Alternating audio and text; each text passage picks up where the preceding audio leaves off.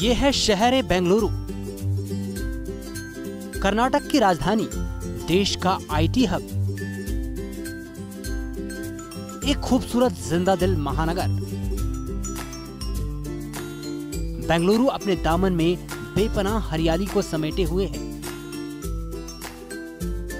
इसे city of gardens यूं ही नहीं कहा जाता। बेंगलुरु इंफॉर्मेशन टेक्नोलॉजी का गढ़ भी है, जिस पर हिंदुस्तान को गर्व है। ये वो शहर है जहां से सिर्फ कर्नाटक ही नहीं, पूरे दक्षिण भारत की राजनीति की हवा बदलती है।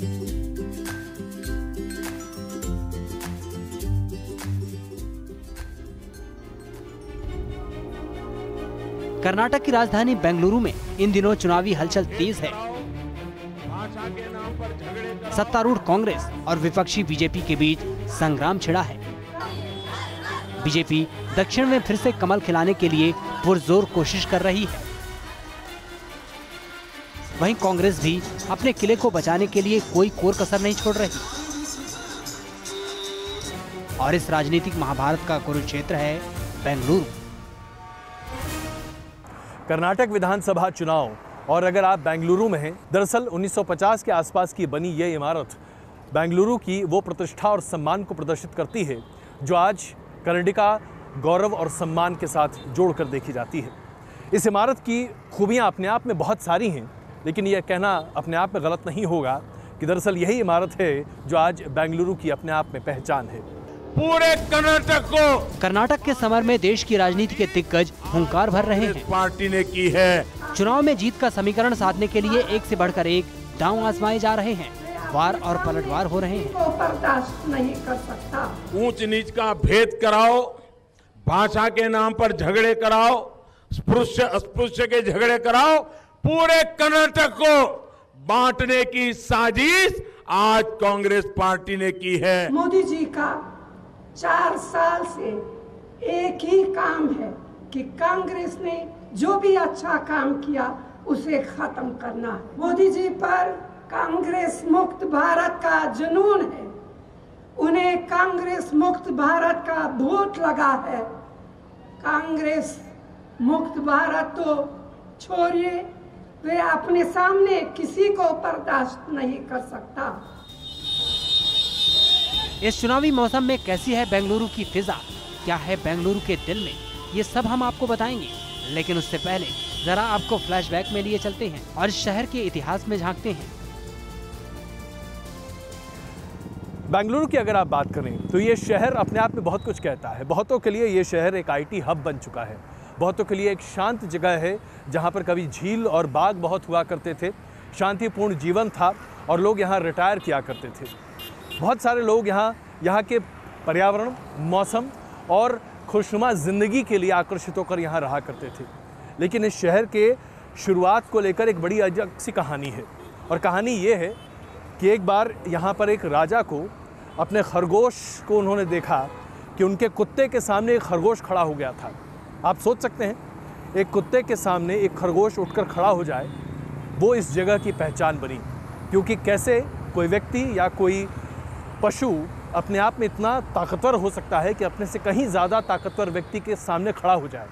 ये है कर्नाटका प्राइड, जिसे आज कर्नाटका गौरव के तौर पर देखा जाता है। तो आइए ज़रा बेंगलुरु शहर के बारे में बात करते हैं। बेंगलुरु के इस सफर में हमारे साथ 2 मेहमान भी थे। सीनियर जर्नलिस्ट और रेडियो जॉकी वसंती हरिप्रकाश और IIM के पूर्व प्रोफेसर त्रिलोचन शास्त्री। ये दोनों काफी अरसे से बेंगलुरु में रह रहे हैं। वो शहर के मिजाज और अंदाज से अच्छी तरह वाकिफ हैं। उनकी उंगलियां कर्नाटक पॉलिटिक्स के नब्ज पर बनी रहती हैं। बेंगलुरु शहर की आबो हवा में एक जादू है। इस महानगर की तहजीब में एक कशिश है। झीलों और बागों की नगरी में जिसने भी कदम रखा वो यहीं का होकर रह गया। बेंगलोर एक रूहानी सेंटिमेंट है मेरे लिए। It's not something that I can, मतलब मैं उसको शब्दों में नहीं ढाल सकती।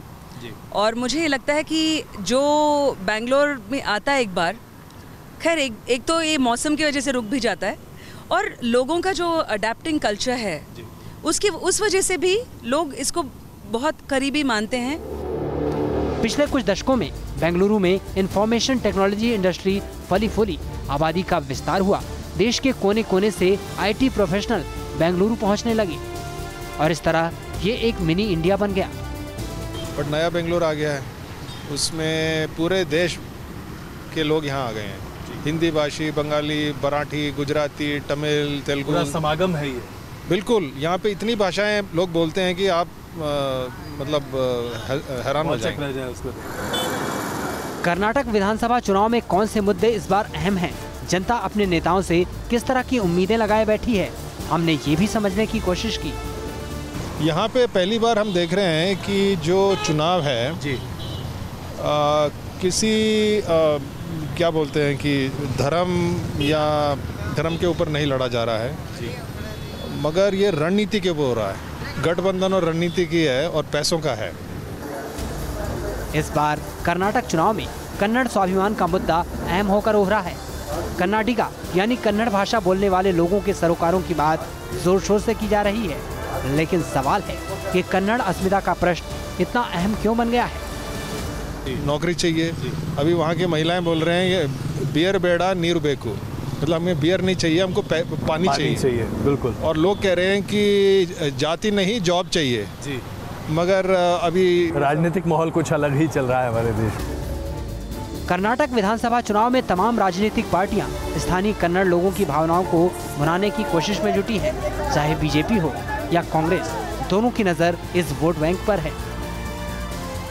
तो मैं जब यहाँ थी और अब जो ये है शहर, उसमें इतना फ़र्क है, ऐसा लगता है कि कुछ और ही शहर था वो, because it was like a hill station, almost like it is not even meaning to be a big city.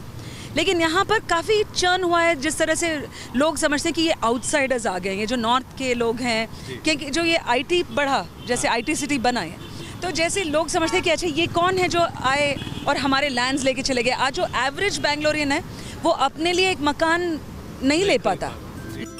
इस शहर के खास अंदाज की झलक आपको यहाँ के खान पान में भी मिल जाएगी। बेंगलुरु के स्ट्रीट फूड में यहाँ की संस्कृति का स्वाद महसूस किया जा सकता है। बेंगलुरु में फूड स्ट्रीट में आते ही आपके पेट में चूहे नहीं दौड़ने लगेंगे, बल्कि आपकी ज़बान लपलपाने लगेगी, क्योंकि यहाँ पर जिस तरह तरह के डोसे, उत्तपम और तरह तरह के व्यंजन आपको दिखाई देंगे, ये प्रदर्शित करेंगे कि आज बेंगलुरु का कल्चर कितना ज़बरदस्त तरीके से है। यहाँ खाने की जो विविधता है ये बताती है कि आप बेंगलुरु में तरह तरह के व्यंजन खा सकते हैं, और वाकई में अपने आप बड़ा ज़बरदस्त है। ये बताइए कि ये जो हम सब यहाँ देख रहे हैं ये क्या है और क्या क्या चीज़ें हैं, क्योंकि ज़्यादातर चीज़ तो उत्तर भारत के लोग समझ ही नहीं पाएंगे डोसा के अलावा। ये क्या है? ये जन्नत है। ये खाने का जन्नत है। बिल्कुल, it's the food heaven range. और अजय जो मतलब जो अगर आप वो पढ़े ना, जैसे डोसा में इतने सारे वैरायटीज आपको मिलेंगे। एक कालिदासा सांबार है, एक अवरे बेले कालिदास के नाम पर सांबार भी है। क्या बात है। देखिए भाई, कालिदास के नाम पर सांबार आप सिर्फ बेंगलुरु में खा सकते हैं। बेंगलुरु में ठेठ दक्षिण भारतीय लजीज पकवानों को देखकर किसी के भी मुंह में पानी आ जाएगा। इस शहर की तरह यहाँ के व्यंजनों में भी परंपरा और आधुनिकता का संगम नजर आता है। दिलचस्प बात ये भी है कि कर्नाटक में लोग सियासत की बातें खान पान की जुबान में समझते हैं। देखिए, लेकिन आपने राजनीति की बात छेड़ी, तो आप अगर हमारे जो ऑटो वाले हैं उन्हें मैं मानती हूँ सबसे ज़्यादा पोल इलेक्शन एक्सपर्ट्स वही होते हैं। तो अगर मैं ऑटो या टैक्सी में जाऊँ, सबसे पहले ड्राइवर से पूछूंगी कि क्या लगता है आपको कौन आएगा, तो they know better than anybody else. तो वो बोलेंगे अरे मैडम ये तो चौचौ भात होने वाला है। तो चौचौ भात is a speciality of Bangalore. अच्छा, चौचौ भात। तो उसे क्या कहते हैं कि यू विल हैव एक ही प्लेट में, अगर आप चौचौ भात यहाँ पर पूछे यहाँ पर है क्या पता नहीं, तो you will get a sweet and an upma kind of thing. तो वो दोनों को एक ही प्लेट पे सर्व किया जाता है। So the average person in the street, if he wants to say कि this is going to be a hung assembly, तो बोलेगा ना हाँ ना कांग्रेस ना ये, अरे ये तो चौचौ बात है क्या, मतलब सब कुछ मिला के, you know. So food and politics very closely related. Bengaluru देश का तीसरा सबसे बड़ा शहर है। यहाँ की आबादी करीब 90 लाख है। कुछ दशक पहले ये एक हिल स्टेशन के तौर पर मशहूर था, लेकिन अब देश ही नहीं दुनिया भर में IT सिटी के रूप में इसकी ख्याति फैल चुकी है। हम यहाँ पर कुछ क्षणों के लिए रुक रहे हैं, तुरंत वापस आएंगे और फिर आपको लेकर चलेंगे बेंगलुरु के उस क्षेत्र में जो बेंगलुरु की पहचान बन चुका है। ब्रिगेड रोड, एमजी रोड, एक पॉश सोफिस्टिकेटेड बेंगलुरु जो कि दुनिया के सामने आज एक ऐसी तस्वीर प्रस्तुत करता है कि आज आप बेंगलुरु को दुनिया के किसी कोने में कहें, लोग बेंगलुरु को पहचानते हैं। लोग बेंगलुरु की कल्चर, सभ्यता की बात करते हैं और सबसे बड़ी बात तो है कि यहाँ के आईटी की बात करते हैं, इंफॉर्मेशन टेक्नोलॉजी की। तुम तमाम मुद्दों पर बातचीत करेंगे, बने रहिए हमारे साथ।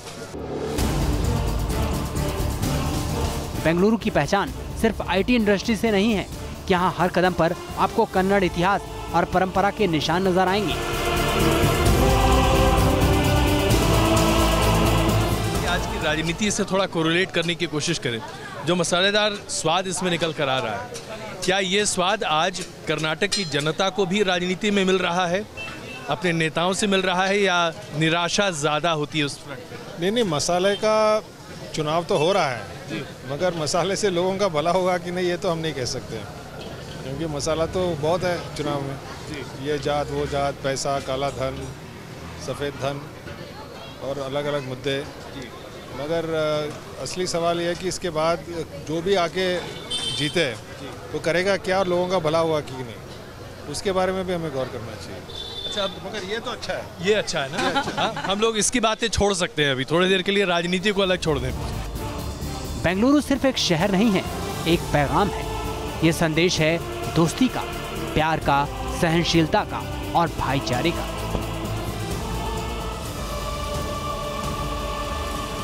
इसमें कोई शक नहीं है कि आज बेंगलुरु दुनिया के सामने एक मिसाल है।